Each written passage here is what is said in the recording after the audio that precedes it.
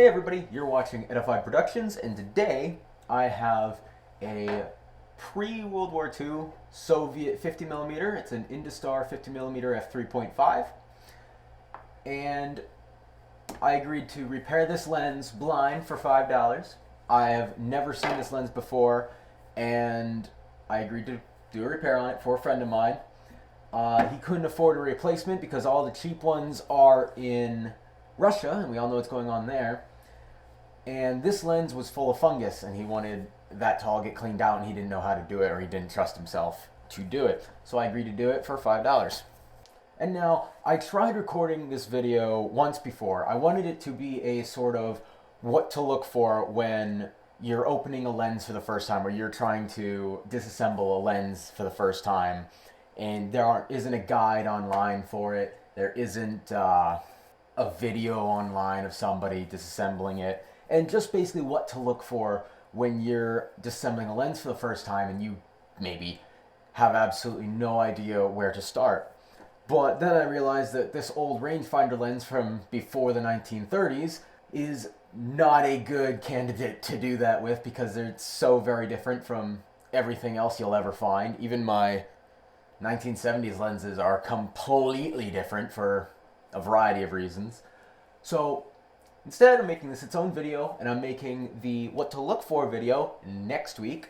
So basically in this video, I'm just going to show you the lens, show you how I opened it, and how I cleaned out the fungus that was in between the front two elements. And so, let's get started. So, this lens, what I started with was what I would always do, which is to look for any externally visible screws. So we got one there, we have one underneath this hole right here, and we have one, where was it? Right in here. So I first thought this is the screw I need to unscrew to disassemble this thing, get to the optics. I was incorrect. This is just a guide for how deep your depth of field is. How the helicoid comes off is you just remove this one screw. Oh, focus please. This one screw, and then it just screws all the way off. But we do not need to take that off for the purpose of today's cleaning. How this lens is assembled is we've got these two threads here. I forget what they're called, but you use a lens spanner to open them. We have two on the front, and then we have another two at the back. If my camera would focus, there we go. We have another two at the back. So where the fungus was in this lens is this very front group of elements.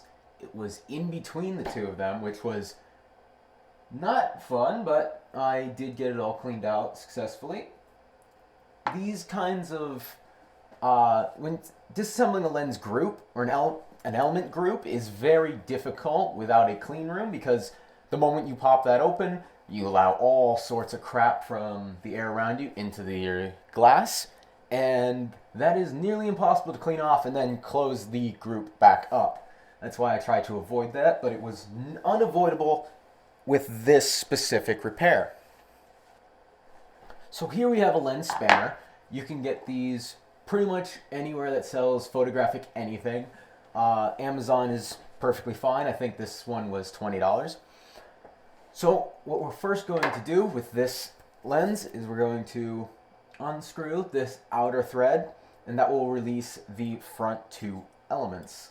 Alright, so we have our lens spanner in here. Oh my, do not focus here. We're going to turn that, get that unscrewed. And once that's out, there we are. We're going to be able to pick up that lens grouping. I'm going to turn it over so that I don't have to clean the dust out of that when I'm done. So here we have the front group of elements. You can see right in there, there is another thread that requires a lens spanner, and we're not going to open that today because I've already cleaned it out, and it's the same process as what I just showed you. So what was in here was a bit of fungus in between these two elements, on the back side of this element and in front of this element. It was an absolute nightmare to open, but once I got it open, once I got everything clean, I got back together, it just goes right back into the main body of the lens.